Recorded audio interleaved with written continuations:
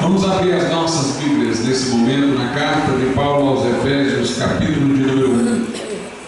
Aos Efésios 1, do 11 ao 13. Aos Efésios 1, do 11 ao 13.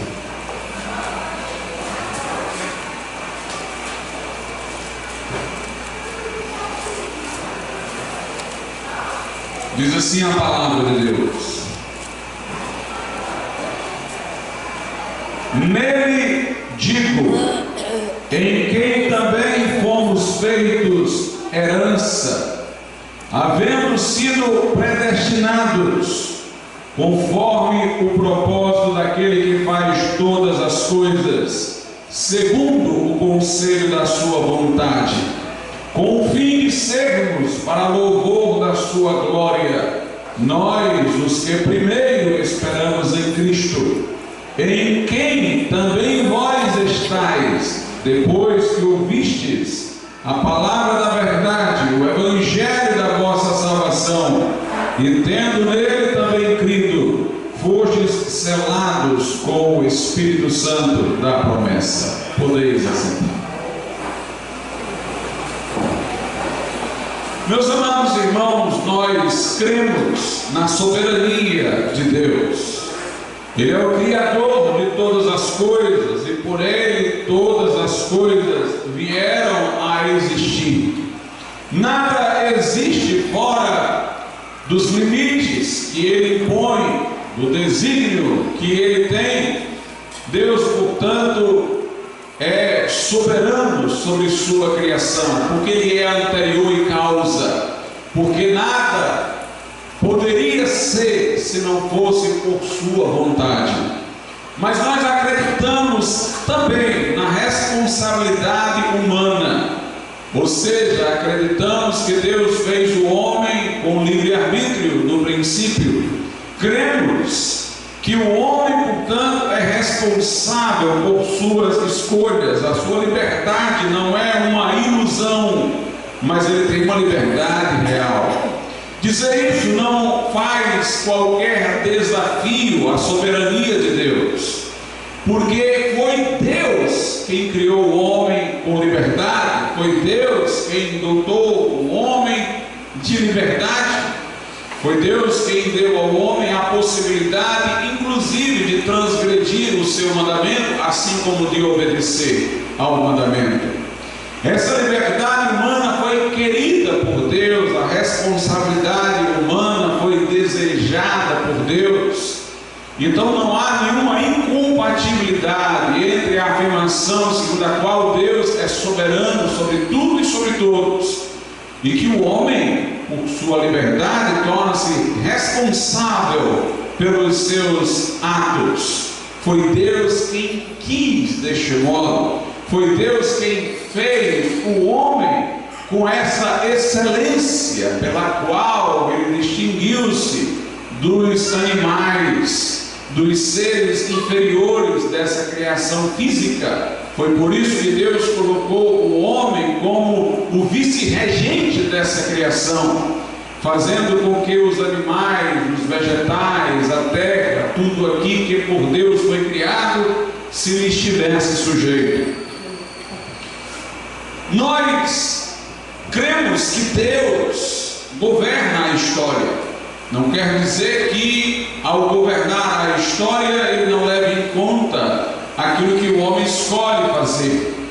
Deus tem conhecimento de todas as coisas, tem presciência de ações humanas, e Ele ordena o seu plano, Ele ordena o seu desígnio, levando em conta as ações livres do ser humano, que Ele quis que existissem, porque nos fez dotados de liberdade.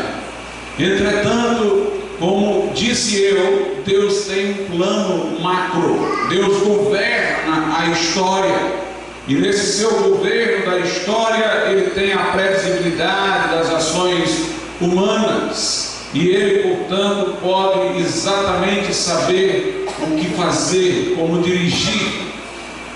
E nós percebemos pela Bíblia que esse plano divino, que esse governo de Deus sobre a história é pensando em possibilitar salvação aos homens.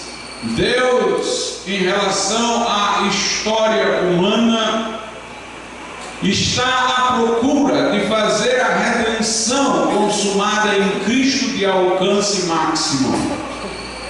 Por livre vontade divina, por soberania de Deus e porque Deus é amor, Ele é extremamente preocupado conosco, para usar uma palavra que não lhe cabe bem, porque não há tensão no seu ser, mas ela analogicamente faz alusão a que Deus está atento para a nossa condição, que Deus quer o nosso bem. E Deus, portanto, governa a história em cima do evento da redenção, do sacrifício de Jesus Cristo. O próprio Deus, se você pensasse nisso, ficaria extasiado, porque Jesus é Deus. O próprio Deus, em seu Filho Jesus Cristo, fez-se homem para não deixar mais de ser. Jesus Cristo, ao fazer-se homem, não deixou de ser divino, continua a ser Deus, a ser Filho de Deus, Pai. Mas Jesus tornou-se também homem, e não por um momento, por um instante, mas para sempre. Jesus está ligado à humanidade que assumiu de uma vez para sempre. Jesus conheceu nossas aflições e dores, levou os nossos pecados e morreu em nosso lugar. Quando vemos isso, percebemos o quanto Deus estava disposto a oferecer-nos salvação, a possibilitar-nos salvação. E portanto não há que duvidar que o governo de Deus sobre a história é para maximizar as possibilidades, as oportunidades de salvação para o ser humano. Alguns dizem, mas Deus escolheu a nação de Israel no Velho Testamento. Por que é que Ele deu preferência a esta nação, se a sua visão com o seu amor a todos alcançava? Deus não escolheu Israel para que Israel ficasse hermeticamente com os privilégios. Deus escolheu Israel para fazer desta nação uma bênção para o mundo.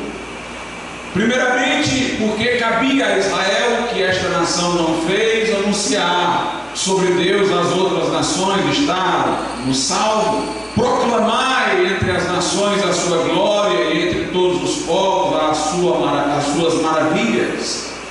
Mas também porque Deus escolheu Israel como nação que Ele gerenciou para dela vir um Salvador, que não seria Salvador só de Israel, mas seria Salvador do mundo.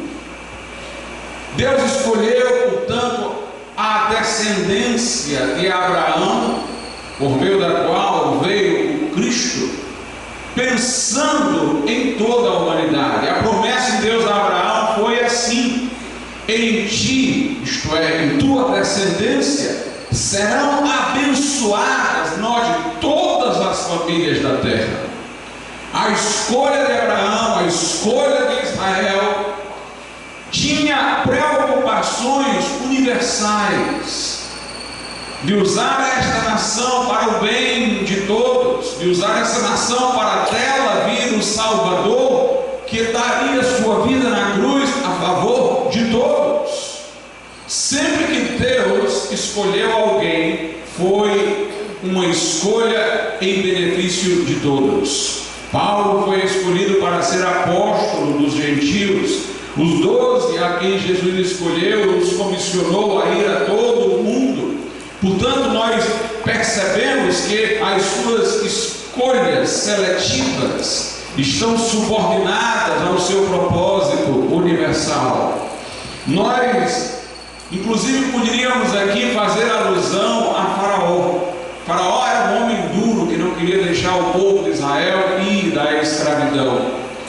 A Bíblia diz que por várias vezes Moisés o advertiu para que deixasse o povo ir, E veio praga após praga sobre o Egito, a fim de que ele pudesse se sensibilizar, mas a Bíblia diz que seu coração estava endurecido. A partir de uma determinada praga, tendo outras acontecido, e a Bíblia ainda não tinha dito isso, Deus endureceu o coração de Faraó.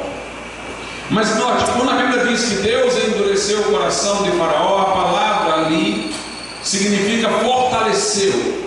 Fortaleceu na sua vontade, no que ele já queria. Por isso que diante das primeiras pragas não é dito que Deus endureceu o coração de Faraó, mas que Faraó endureceu o seu próprio coração. Ele não queria deixar o povo de Israel ir, ele estava resoluto a não deixar ir, mas obviamente vendo o seu povo sofrer em meio a tantas pragas, de mau grado, ele terminaria deixando o povo ir, não porque seria benevolente com Israel, mas porque não queria ver o seu povo maltratado. O seu interesse era, portanto, egoísta, era no seu povo, no seu reino, que estava sendo demolido por sucessivas pragas. Então, quando ele já estava desfalecendo emocionalmente, e iria mesmo contra a sua vontade deixar o povo ir, porque não queria mais flagelos sobre sua nação, Deus fortaleceu as emoções dele. Deus não mudou a vontade de Faraó. Deus não fez Faraó querer o mal, ele já queria o mal.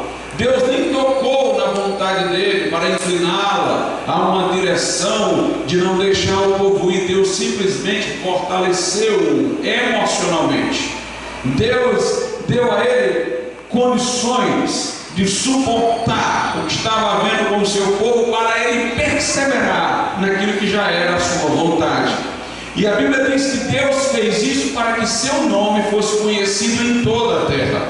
Note, mesmo neste caso em que Deus fortalece Faraó para perseverar numa vontade maligna, Deus estava fazendo isso para que pudesse operar mais coisas no Egito, mais sinais, de maneira que depois de tantos sinais, isso seria difundido por todo o mundo e seu nome seria proclamado a todos os povos, aumentando as chances de pessoas de outras nações conhecerem a Deus, se arrependerem e serem salvas. Mesmo neste caso, nós vemos que Deus tem uma atenção universal. Deus escolhe Abraão para por ele abençoar todas as famílias da terra. Deus levanta o Faraó e Deus o fortalece para que possa operar mais sinais e o seu nome ser conhecido em toda a terra. Deus está sempre preocupado em que mais pessoas tenham oportunidade de salvação. E quando a nação de Israel peregrina no deserto, os povos que estão no caminho dizem: nós ouvimos falar dos feitos do Deus deles.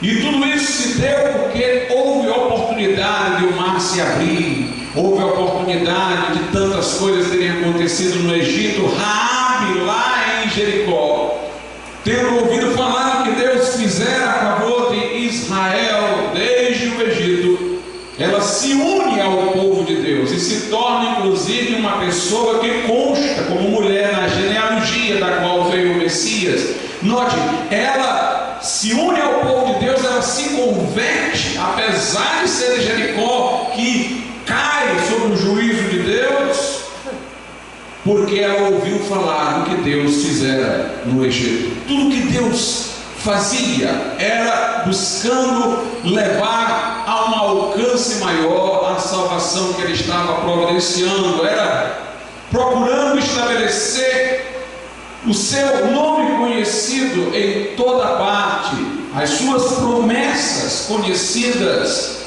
em todo lugar. No caso de Faraó, ele foi um vaso para a desonra. No caso de Abraão, ele foi um vaso para a honra. Essa expressão, vaso para a honra, vaso para a desonra, que aparece em Romanos 9, tem a ver com o modo como estamos sendo usados por Deus. Faraó foi usado de uma maneira que possibilitou a quem queria ouvir sobre a salvação de Deus tomar conhecimento. Ele próprio não queria, então ele foi usado por Deus, Deus fortalecendo-o para continuar em sua vontade maligna. Deus, portanto, o usou de maneira que ele desonrou a si mesmo, embora serviu de benefício para outros. Já Abraão foi um vaso de honra, porque por aquilo que Deus fez por intermédio dele, abençoou a outros e a ele próprio. O próprio Deus disse a Abraão: sê tu uma bênção. Por isso que nós temos lá em Romanos, no capítulo de número 9, a seguinte expressão. Romanos 9, versículo de número 21. Ou não tem o oleiro poder sobre o barro, para da mesma massa fazer um vaso para honra e outro para desonra? Então Deus usa aqueles que estão com uma vontade contrária à sua, como vasos de desonra, mas ainda pensando nas oportunidades dos outros, e usa aqueles que querem servi-lo voluntariamente como vasos de honra. Lá na carta de Paulo a Timóteo, Paulo diz a Timóteo: se alguém se purificar destas coisas, será um vaso de honra para Deus, preparado para toda boa obra. Note que Paulo mostra a Timóteo que ser um vaso de honra é condicionado a que o homem se purifique, a que o homem obedeça a Deus. Se alguém se purificar destas coisas, será vaso para a honra. Portanto, Deus não nos faz vaso para a honra ou para a desonra sem levar em conta como nós estamos em relação a Ele. Alguns têm citado equivocadamente para sugerir um determinismo, que Deus já fez uns destinados para serem perpetuamente transgressores e caminharem para o inferno, e outros para serem, em algum momento de suas vidas, irresistivelmente convertidos. Alguns têm usado Romanos 9, versículos 19 e 20. Eles dizem o seguinte: dir-me-ás então, por que se queixa ele ainda, ou seja, o homem? Porquanto quem tem resistido à sua vontade? Mas o homem, quem és tu, que a Deus replicas? Porventura a coisa formada dirá ao que a formou: por que me fizeste assim? Ao contrário do que alguns poderiam pensar, estes dois versículos, eles mostram é que o homem pode questionar a Deus. O texto não está simplesmente dizendo que somos uma massa inerte, que Deus faz de nós como quer, do jeito que quiser, sem que nós estejamos correspondendo ao que Ele está fazendo. Porque o texto está falando de pessoas que estão questionando a vontade de Deus. Se elas não tivessem nenhuma liberdade, pelo menos uma elas teriam, para questionar o modo como Deus as está modelando. Porque aqui se está a falar de homens que se queixam, que replicam ao modo como Deus está agindo. E portanto que estão ainda, no mínimo, tendo a vontade para questionar a maneira como Deus os estaria modelando. Mas essa modelagem aqui de Deus sobre as nossas vidas, irmãos, leva em conta quem nós somos, o que nós estamos fazendo, como nós estamos reagindo à graça de Deus. Esse texto de Romanos 9, 19 e 20 é uma citação do Velho Testamento. Se nós quisermos entender esse texto, a melhor coisa a fazer é ler o texto do Velho Testamento completo, cuja parte, os versículos 19 e 20 estão aqui citados. Esse texto está em Jeremias, no capítulo 18, do 6 ao 10. Diz assim a Bíblia Sagrada, Jeremias 18, a partir do versículo de número 6, eu vou ler até para além do 10. Jeremias 18, a partir do 6. Não poderei eu, é Deus falando, fazer de vós como fez este oleiro, ó casa de Israel. Diz o Senhor: eis que como barro na mão do oleiro, assim sois vós na minha mão, ó casa de Israel. No momento em que falar contra uma nação e contra um reino, para arrancar e para derrubar e para destruir, se a tal nação, porém contra a qual falar, se converter da sua maldade, também eu me arrependerei do mal que pensava fazer-lhe. Note, Deus não está dizendo: eu modelo vocês para serem pessoas crentes ou incrédulas. Deus está dizendo que Ele tem como o oleiro a massa nas mãos, mas nós não somos uma massa inerte. Deus faz conosco de acordo com o que nós fazemos. Aí ele está dizendo: se eu disser, eu vou arrancar, eu vou derribar, e essa nação se arrependeu, eu tinha dito que ia fazer mal a ela, mas eu volto atrás. Não porque Deus tenha, digamos assim, mudado, mas porque o povo mudou. E então ele continua, versículo de número 9: no momento em que falar de uma nação e de um reino para edificar e para plantar, se fizer o mal diante dos meus olhos, não dando ouvidos à minha voz, então me arrependerei do bem que tinha falado que ele faria. Deus está dizendo: se há um povo que vinha obedecendo, eu disser que vou fazer um bem a ele, esse povo transgredir, eu vou voltar atrás, porque esse povo mudou de comportamento, vou passar a puni-los. Então Deus está mostrando que ele age como oleiro, como barro, mas levando em conta aquilo que nós estamos fazendo, como nós estamos reagindo à sua palavra. No verso 11 diz: ora, pois, fala aos homens de Judá e aos moradores de Jerusalém, dizendo: assim diz o Senhor, eis que estou forjando mal contra vós e projeto um plano contra vós. Convertei-vos, pois, agora, cada um no seu mau caminho, e melhorai os vossos caminhos e as vossas ações. Deus está dizendo: eu estou como oleiro planejando fazer coisa não agradável com vocês, puni-los, porque vocês estão em desobediência, mas convertam-se que eu já remodelo de outra maneira. Curiosamente, a nação de Israel estava interpretando a coisa deterministicamente. A nação de Israel que não estava querendo se converter, sabe por quê? Porque ela estava pensando assim: não, nós não vamos nos converter não, porque nós fomos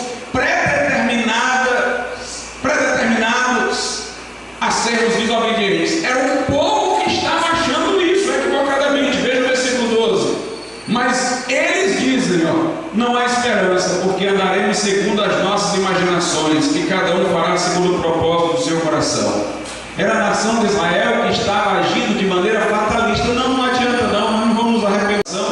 Era o povo que achava que não tinha como mudar, que fatalmente estava vinculado a uma direção de desobediência. Mas Deus está dizendo: não, vocês podem se arrepender. Versículo 13: portanto, assim diz o Senhor, perguntai agora entre os gentios se ouviu tal coisa.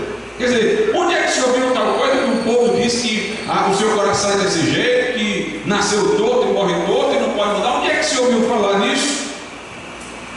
Coisa muito horrenda fez a Virgem de Israel. Porventura a neve do Líbano deixará a rocha do campo, ou esgotar-se-ão as águas frias que correm de terras estranhas? Contudo, meu povo se tem esquecido de mim, queimando incenso à vaidade que os fez tropeçar nos seus caminhos, nas suas veredas antigas, para que andassem por veredas afastadas, não aplainadas.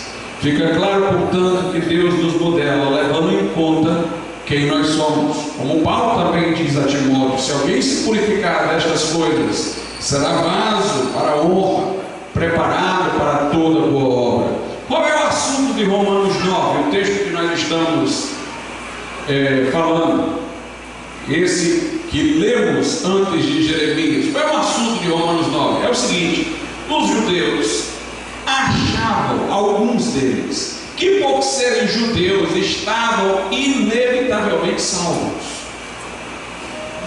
Ou seja, eles criam um tipo de eleição incondicional. Lembra-se que João Batista disse aos seus ouvintes: não digam somos filhos de Abraão, porque até destas pedras Deus pode suscitar filhos de Abraão. Alguns diziam: nós não precisamos nos arrepender, como João Batista está aí conclamando-nos a fazer, somos filhos de Abraão. Jesus disse aos fariseus: vocês têm por pai o diabo. Os fariseus: não, nós somos filhos de Abraão. Existiam alguns que achavam que, sendo filhos de Abraão, eles já estariam simplesmente por isso salvos incondicionalmente. E eles achavam de igual modo que não haveria, alguns deles, nem todos os judeus pensavam assim, mas existiam alguns que achavam que os gentios não tinham oportunidade de salvação de maneira alguma enquanto gentios. É com esses que Paulo está lidando no capítulo de número 9, Aí Paulo vai dizer que Deus tem sim salvação para os gentios e que nem todo que é de Israel é salvo. Aí Paulo diz: olha, é só perceber, Deus escolheu Abraão, mas Abraão teve Isaac e Ismael. Todos os dois eram filhos de Abraão, mas a escolha para de Abraão vir a nação por intermédio da qual viria o Messias não se cumpriu em Ismael, se cumpriu em Isaac. Então Deus escolheu Abraão e sua descendência, mas dentre as duas descendências de Abraão, Ismael e Isaac, ele escolheu a de Isaac. Isaac teve Esaú e Jacó para cumprir a promessa de vir a nação pela qual o Messias surgiria. Deus não escolheu a linhagem de Esaú, embora ele fosse filho de Isaac, que era filho de Abraão. Deus escolheu a de Jacó. Então Deus escolheu de igual modo a nação de Israel para ser a nação por intermédio da qual viria o Messias. Mas Deus tem critérios dentro dessa escolha para escolher para a salvação. Se para a própria promessa de vir a nação Deus fez escolha dentro da escolha, ele disse que era descendência de Abraão, mas escolheu uma descendência de Abraão e não outra. Essa descendência teve uma segunda descendência com duas ramificações. Deus escolheu uma e não escolheu a outra. Então, de igual modo, Deus compôs a nação de Israel, mas nem todo Israel está salvo. Deus escolhe dentro da nação segundo um filtro ou outro, e o filtro seria crer em Jesus. Diz aqui a Bíblia em Romanos, no capítulo de número 9, é o assunto do capítulo 9, olha aí, versículo 30. Que diremos, pois? Que os gentios que não buscavam a justiça alcançaram a justiça? Sim, mas a justiça que é pela fé. Mas Israel, que buscava a lei da justiça, não chegou à lei da justiça. Por quê? Porque não foi pela fé, mas como que pelas obras da lei, pois tropeçaram na pedra de tropeço. O apóstolo Paulo está dizendo: Deus decidiu em sua soberania enviar Jesus para levar os pecados de todos e morrer na cruz sacrificialmente a favor de todos. E decidiu salvar os que, arrependidos de seus pecados, confiam não em seus méritos ou obras, mas confiam só em Jesus como Salvador.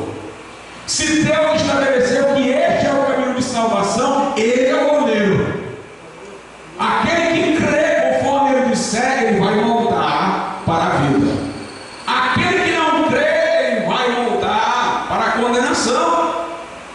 Porque Ele é o goleiro, Ele decide as condições, como vai trabalhar com a massa, e as condições é essa.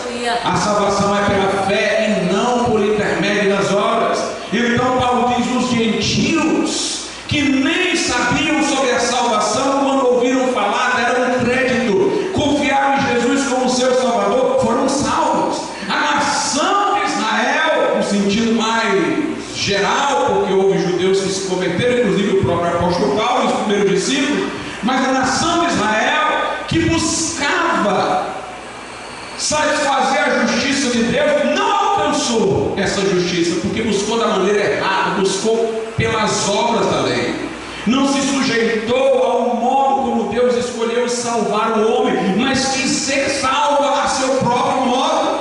Então Paulo está mostrando que Deus estabelece os critérios em sua soberania, e estabelecendo que a salvação era por graça mediante a fé e não por obras. Ele salvou gentios que não eram judeus, e não salvou a todos os judeus, mas salvou apenas aos judeus que creram.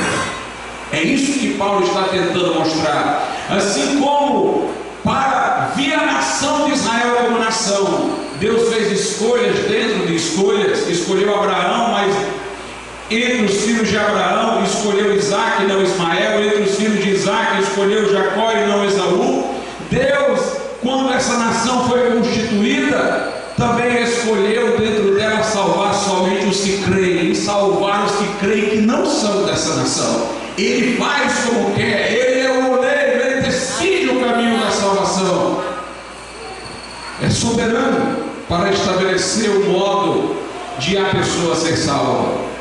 Uma coisa interessante é que Paulo diz que ele incitava os seus parentes segundo a carne, ou seja, os judeus, a emulação, contando o que Deus estava fazendo entre os gentios, buscando salvar alguns dentre os judeus. O que é a emulação? É a competição, é a concorrência.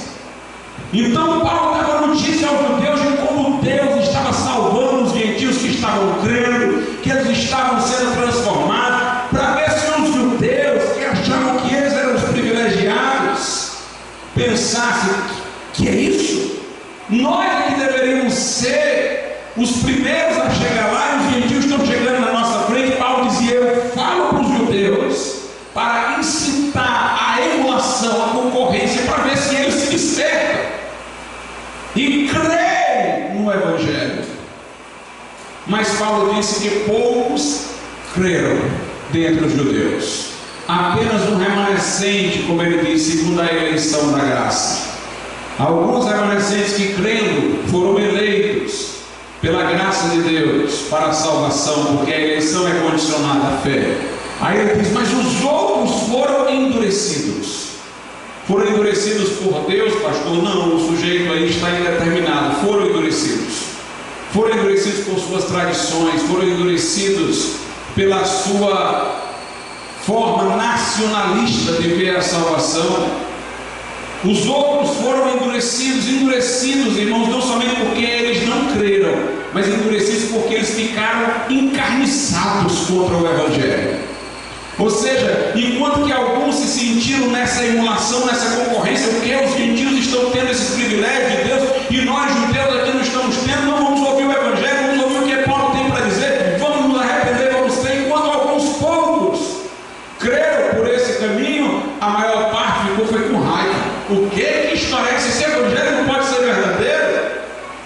Se fosse verdadeiro, a salvação era para nós, não para os gentios. Esses aí ficaram mais endurecidos e passaram a perseguir os apóstolos, perseguir os pregadores. E quer que eu diga uma coisa, irmãos? Deus gerenciou a história para essa perseguição existir. Por isso que Deus mandava que se pregasse primeiro ao judeu. Paulo, quando chegava no lugar, ia primeiro para a sinagoga. Ele disse: porque o Evangelho é o poder de Deus para a salvação de todo aquele que crê, primeiro do judeu e depois do grego. Jesus disse: ide primeiro as ovelhas perdidas da casa de Israel. Isso tinha dois efeitos. Primeiro, o crente chegava para pregar para os judeus, os que tinham que se converter, convertiam. Aí os judeus perseguiam esse crente, aí esse crente ia pregar para os gentios. Porque os primeiros discípulos eram judeus. Eles também tinham uma dificuldade de pregar para os gentios. Eles tinham que ser perseguidos pelos seus irmãos para poder pregar aos gentios. Deus fez a coisa acontecer, Deus desse modo, Deus jogou-os para os leões. Deus sabia que se eles fossem fazer uma livre escolha, eles ficariam lá em Israel, tranquilos. Mas aí Deus os empurrou para os que iriam persegui-los. Pregue logo para os judeus. Chegue lá e conte que Deus quer salvar judeus e gentios. Deus sabia qual seria a reação a essa pregação. Alguns iam se arrepender, iam se incitar pela emulação e se converter, mas outros iam ficar com mais raiva ainda do Evangelho e iriam perseguir os discípulos. Mas perseguindo os discípulos, então os discípulos iam para os gentios, eles os empurrariam para os gentios. De maneira que Paulo diz na carta aos Romanos que o endurecimento veio a Israel até que chegasse a plenitude dos gentios. Porque eles recusaram, os outros puderam ouvir. Porque eles recusaram, eles empurraram pela perseguição os apóstolos na direção dos gentios. Deus, portanto, administra a história, gerencia os fatos, sempre procurando proporcionar oportunidade de salvação a um maior número possível de pessoas. Aqui em Romanos, diz assim a Bíblia Sagrada, no capítulo de número 9, versículos 22 e 23. E que direis? Se Deus, querendo mostrar a sua ira e dar a conhecer o seu poder, suportou com muita paciência os vasos da ira preparados para a perdição, para que também desse a conhecer a riqueza da sua glória nos vasos de misericórdia que para a glória já dantes preparou. Vamos entender esse texto. Em primeiro lugar, observe que quando se fala dos incrédulos, não diz que foi Deus que os preparou para a condenação. No verso 22 diz: e que direis, se Deus, querendo mostrar sua ira e dar a conhecer o seu poder, suportou com muita paciência os vasos da ira preparados para a perdição? Sujeito indeterminado, não diz que foi Deus. Eles foram preparados para a sua perdição pelo modo como se conduziram. Eles não foram pré-ordenados, não tem o pré aqui como se fosse uma coisa concebida antes da fundação do mundo. E não tem o sujeito, porque não foi Deus que os preparou. Eles foram preparados pela maneira como foram fazendo escolhas erradas e se conduzindo, e foram assim preparados para a perdição. Ao contrário da ideia de que Deus nos possa ter preparado para a perdição, a Bíblia diz que Deus nos suportou com paciência. Se Deus nos estivesse preparando para o inferno, por que Deus estaria suportando-os com paciência? Como é que você suporta o que você mesmo está fazendo? Então eles foram preparados para a perdição pela maneira dura, resistente, como se conduziam, e Deus nos estava suportando. E diz aqui, suportando com paciência. A paciência de Deus é para que nos arrependamos. A Bíblia diz que Deus não retarda a vinda de Jesus, mas é longânimo para com todos, diz lá em Pedro. Longânimo quer dizer de longo ânimo, paciente, não querendo que alguns se percam, senão que todos venham a arrepender-se. A Bíblia diz lá na epístola de Pedro, a segunda epístola: tende por salvação a longanimidade de Jesus Cristo. Quando a Bíblia diz que Deus é paciente em suportá-los, essa paciência de Deus é dando a eles a oportunidade de se arrepender. Deus suportou pacientemente, esperando que eles se arrependessem. Veja o que a Bíblia diz em Romanos, no capítulo de número 2. Romanos 2, versículos 4 e 5.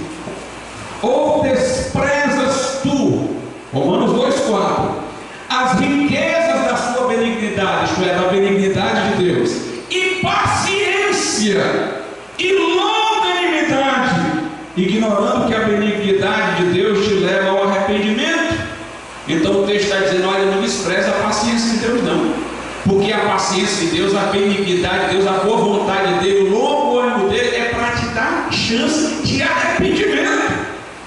Versículo 5: mas segundo a tua dureza é tua, não é de Deus não, e teu coração impenitente entesouras ira para ti no dia da ira e da manifestação do juízo de Deus. Note como esse texto é parecido com o outro. Fala da ira, o outro fala de vasos preparados para a ira.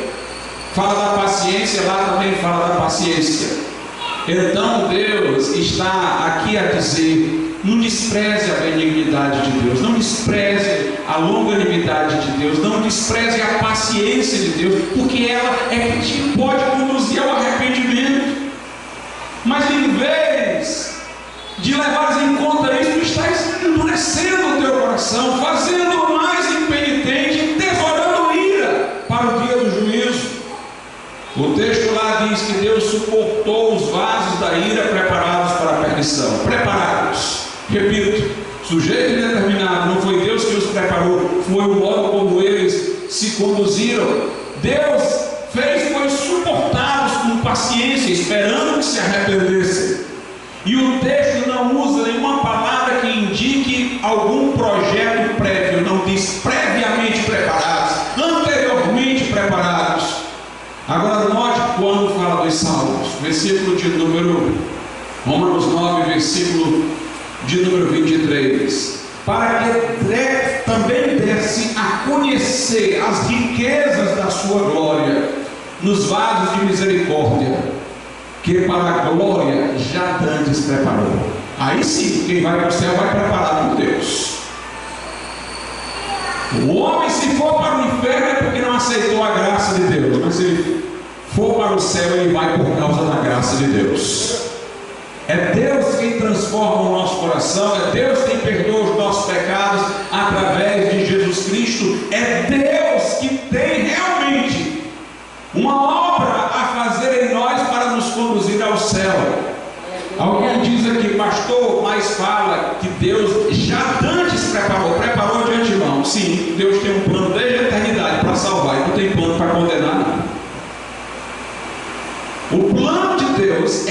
salvar, não é de condenar.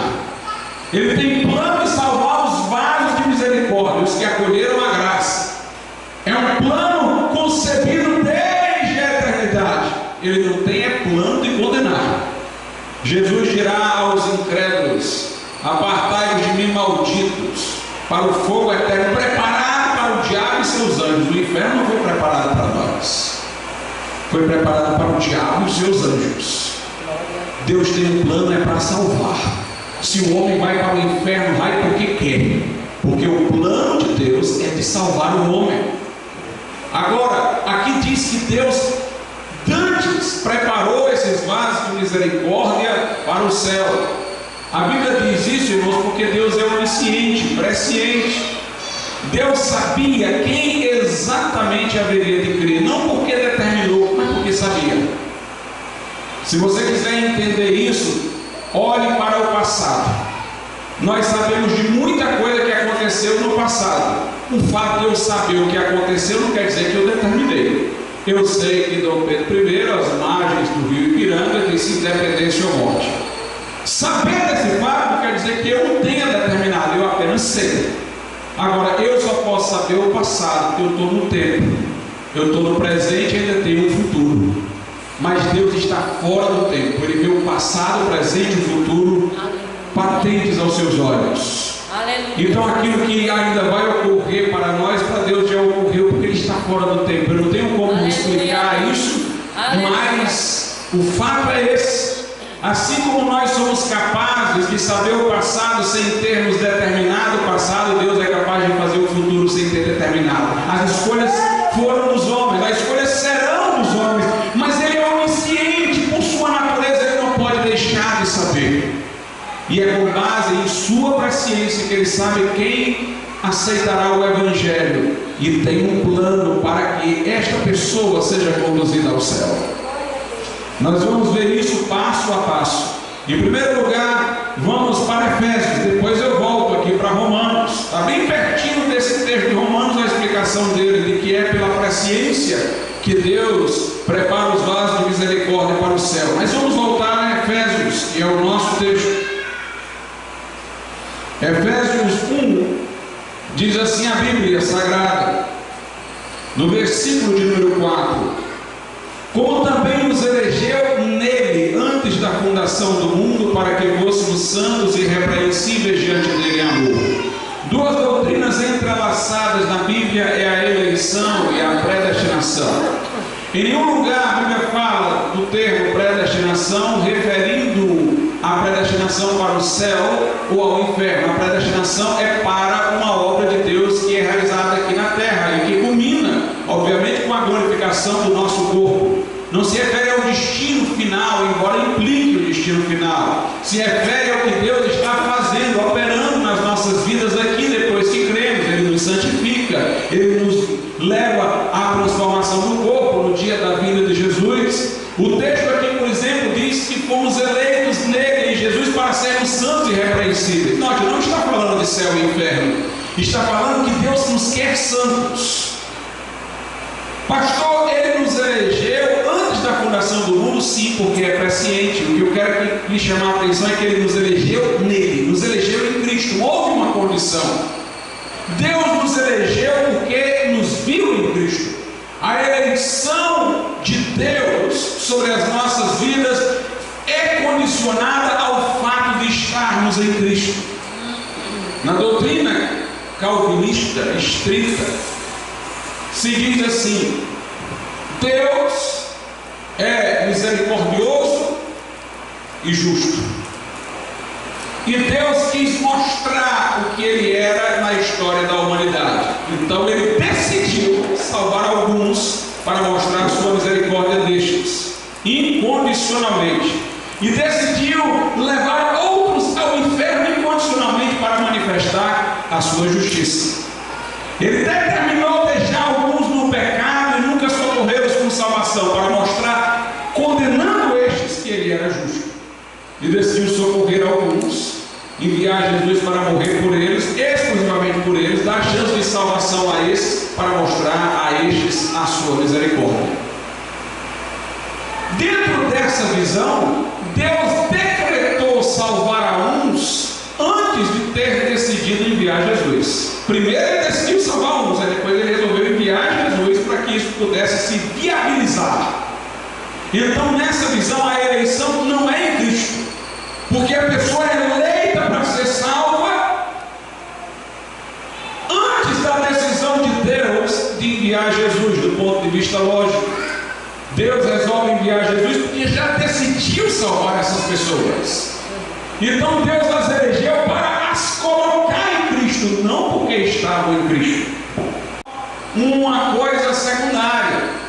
Deus já tinha decidido salvar essas pessoas de qualquer jeito e enviou Jesus para justificar isso daí, viabilizar isso daí. Quer dizer, Jesus se torna uma peça secundária, porque Deus já teria decidido salvar aquelas pessoas. Antes de decidir enviar Jesus, ele decidiu enviar Jesus porque já as decidiu salvar. E os outros serão condenados, porque Deus não decidiu enviar Jesus por eles. Jesus não morreu por eles na cruz. Então, Jesus se torna aí uma figura secundária, e a eleição não é em Cristo. O calvinista pode dizer que pessoas foram eleitas para serem colocadas em Cristo, mas a Bíblia não diz isso. A Bíblia diz que Deus nos elegeu em Cristo, nos elegeu porque estávamos em Cristo, nos elegeu porque viu-nos em Cristo, em sua presciência. Por isso que na primeira epístola de Pedro, capítulo 1, versículo 2, a Bíblia diz: eleitos segundo a presciência de Deus. É claro, lá diz eleitos segundo a presciência de Deus. Deus em sua presciência nos viu em Cristo. E a eleição é baseada nisto. Nos elegeu não para estar em Cristo, mas elegeu os que estavam em Cristo para serem santos e irrepreensíveis. Ele não elegeu o homem para colocá-lo em Cristo, mas elegeu os que estavam em Cristo para serem santos e irrepreensíveis diante dele em amor. E essa história, pastor, de Deus manifestar a sua misericórdia e sua justiça, é verdade? Parcialmente. Deus é misericordioso e justo e jamais deixaria de gerenciar a história sem manifestar a sua misericórdia e justiça, mas ele manifestou tudo lá na cruz. Ele não precisa mandar ninguém para o inferno para que com isso manifeste a sua justiça. A Bíblia diz que lá na cruz Deus prova o seu amor para conosco, manifestou o seu amor. E lá na cruz Deus demonstrou a sua justiça. Romanos capítulo 3, porque puniu os nossos pecados na carne de Jesus. Se todo mundo se convertesse e fosse para o céu, Deus ainda teria demonstrado a sua justiça, porque ninguém ia para o céu sem que o pecado tivesse sido punido. O pecado foi punido em Cristo, lá na cruz do Calvário. Então Deus em Jesus demonstrou sua misericórdia e sua justiça. Ali o nosso pecado recebeu a paga, recebeu a retribuição. O juízo de Jesus levou sobre si o nosso castigo. Mostrou ao mundo que Deus é justo, que Deus não deixa o pecado impune, e ao mesmo tempo mostrou ao mundo a misericórdia de Deus, pela qual a partir daquela cruz se nos oferece o perdão. Por isso o centro da nossa mensagem é Cristo. Por isso que nós pregamos não outra coisa, mas a Cristo e este crucificado. Por isso que nós entendemos que Jesus não é peça secundária, é peça central. Deus decidiu enviar Jesus e decidiu eleger os que crescem em Jesus, os que se unissem a Jesus pela fé. Deus nos elegeu em Cristo. E aos que não estão em Cristo, esses aí, porque não vieram a Jesus, não se uniram a Jesus pela fé, vão ser condenados. Jesus morreu na cruz por eles, morreu, mas se eles não reconhecem isso, é como se eles estivessem dizendo: eu não quero Jesus tendo pago o meu pecado, eu quero pagar o meu pecado pessoalmente. Eles não dizem isso explicitamente, mas é isso que Deus entende que eles estão dizendo quando rejeitam a Jesus. Estão pedindo para eles próprios pagarem os seus pecados, e o modo de pagá-los, que na verdade não é pagamento, é sofrer a consequência, é a eternidade inteira no inferno. O texto diz aqui no versículo 11, onde nós lemos Efésios 1 no começo, note. Aí, se você prestar atenção, lá antes de eu ir para o versículo 11, veja como tudo é em Cristo. Versículo 4: como também nos elegeu nele, antes da fundação fundação do mundo, para que fôssemos santos e irrepreensíveis diante dele em amor. Aí diz aqui no versículo 6, para o louvor da sua glória, da glória da sua graça, pela qual nos fez agradáveis assim no amado.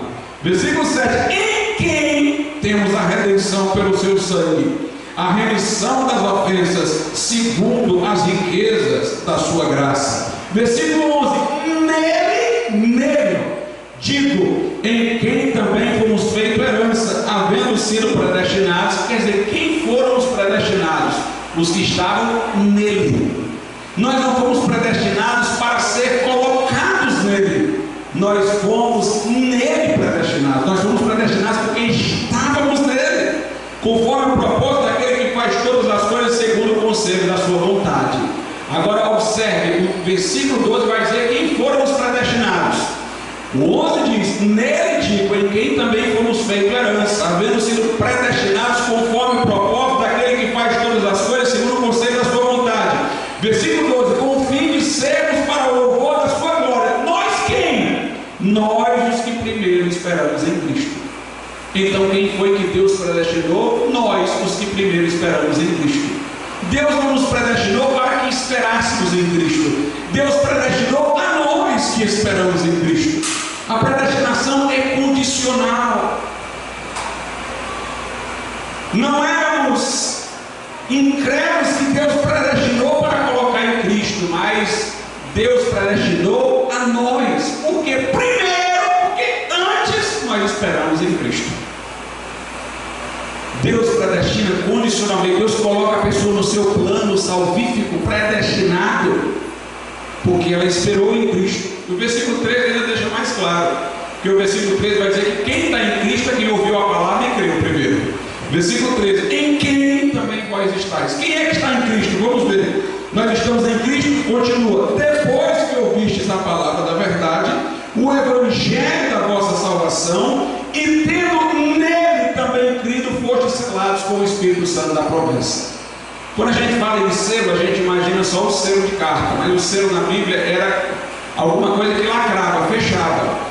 Jesus foi colocado no sepulcro e foi selado com uma pedra, a entrada do sepulcro, fechada hermeticamente.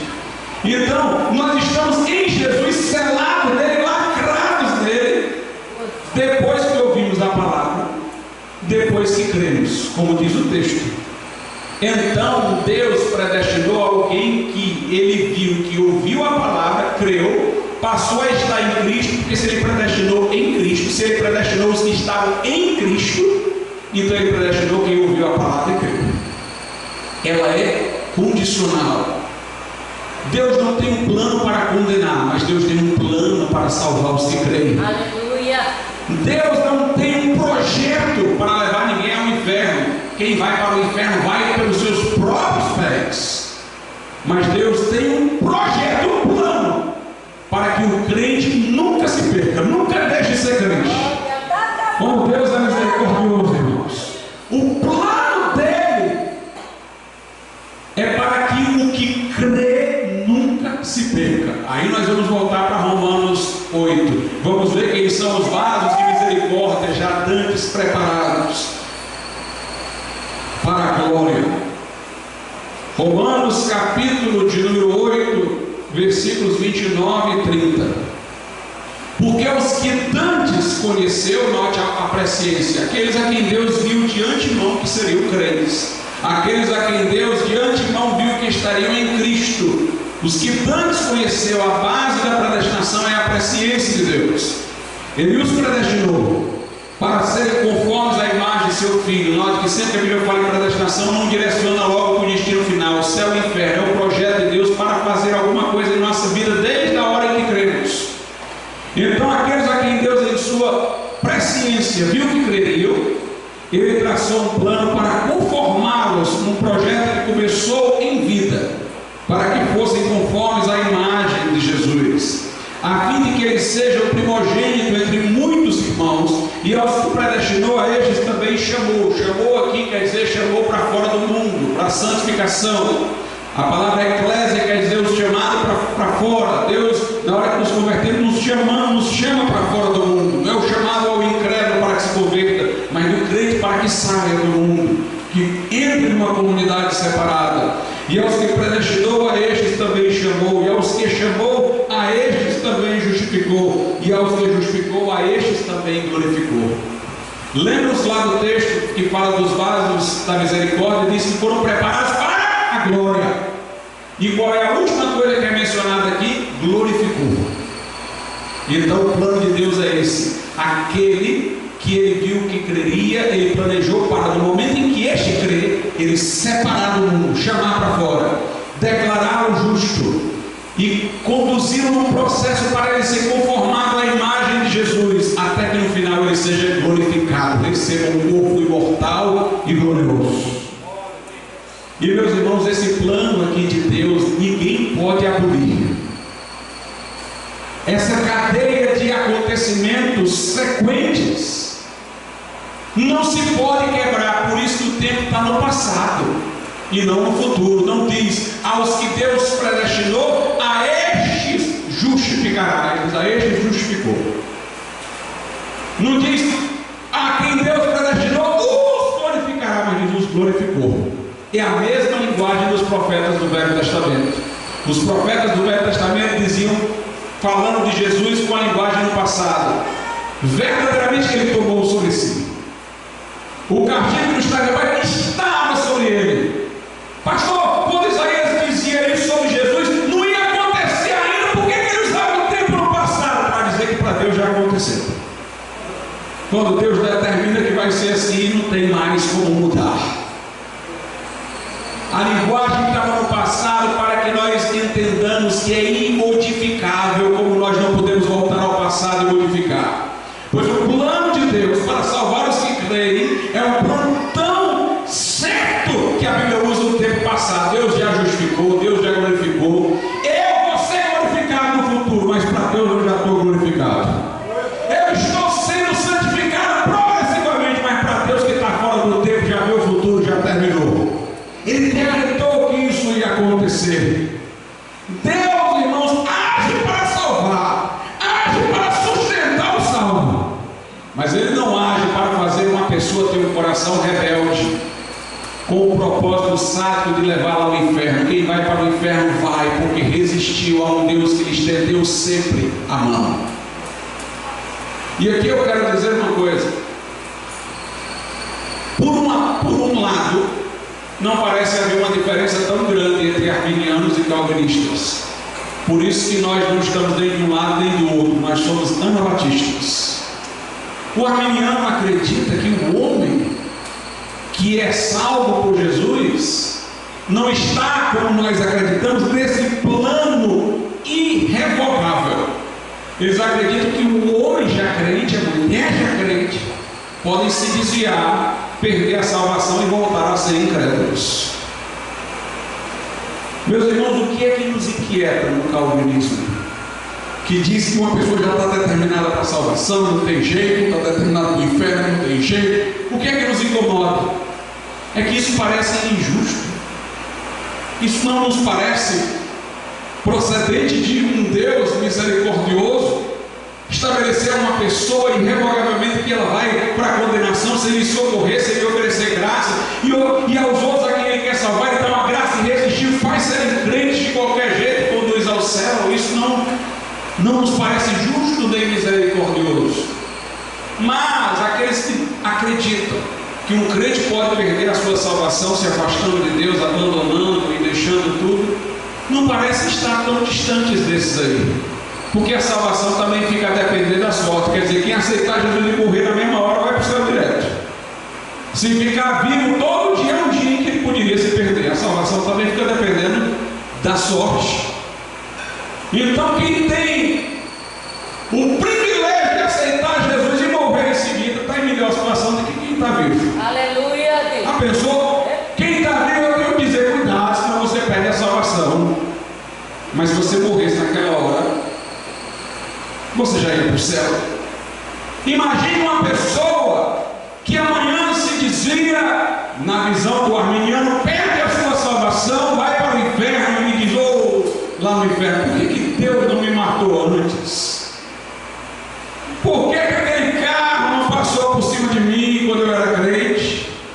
Por que os irmãos oraram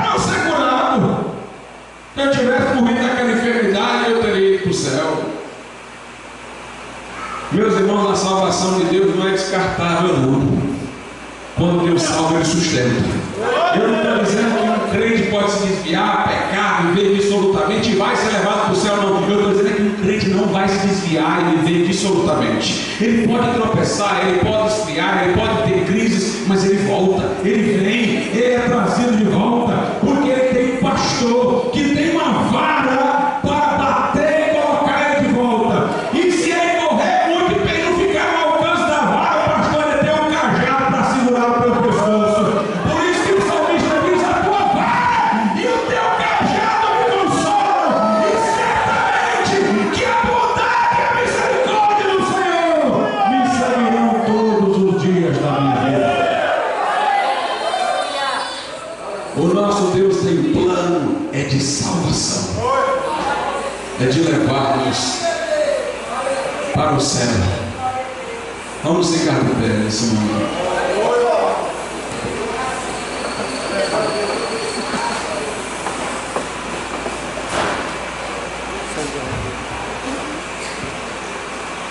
Senhor, nosso Deus e nosso Pai, faz a Tua palavra próspera em nossos corações.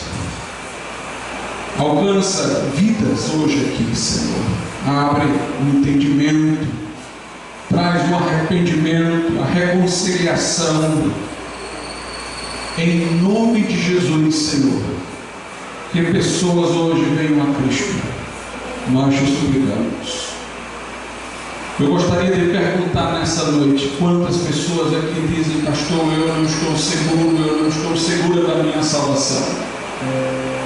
Eu não sei para onde iria a minha alma se agora eu tivesse um último suspiro. Eu quero entregar a minha vida a Jesus. Eu quero estar certo, certa de que me abriguei dele, que estou selado, selada dele. E dentro deste plano maravilhoso de Deus, eu me arrependo dos meus pecados, das minhas transgressões. Eu quero olhar para Jesus, confiar a minha vida a Ele, unir-me a Ele pela fé. Talvez haja alguém aqui que diga: pastor, eu estou afastado, eu quero me reconciliar, pedir perdão pelo meu tropeço, transgressão, e eu quero vir a Jesus. Eu quero que Ele me restaure no coração, a vida, me renove a esperança. Onde você estiver, levante a sua mão e nós vamos orar hoje aqui por você. Onde está a primeira pessoa nessa noite que deseja tomar essa decisão, que precisa hoje resolver a sua vida com Jesus como Salvador? Erga a sua mão nesse momento.